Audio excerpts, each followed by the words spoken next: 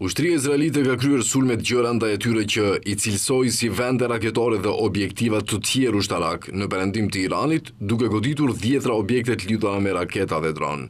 Sipas mediave iraniane, shpërthimet fuqishme janë dëgjuar në qytetin veriperëndimor të Tabrizit, ku ndodhet një bazë ajrore që Izraeli ka sulmuar disa herë që nga fillimi i sulmit papritur ndaj objekteve ushtarake dhe bërthamore të Iranit të premten.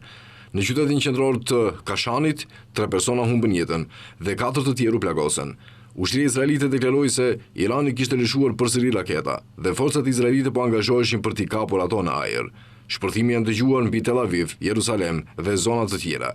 Presidenti amerikan Donald Trump, i cili u largua një ditë më herët nga samiti i G7-s në Kanada për shkak të krizës në lindjen e mesme, duket se po mbështet gjithnjë më shumë Izraelin, duke bërë deklarata të ashpra.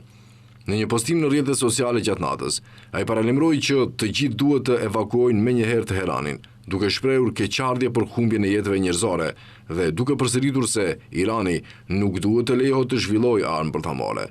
Ndërkohë, Kina kritikoi thirrjen e presidentit amerikan Donald Trump, drejtuar iranianëve për të evakuuar kryeqytetin Teheran, si dhe përhedhje benzin zjarrit mes konfliktit të vazhdueshëm Iran-Izrael.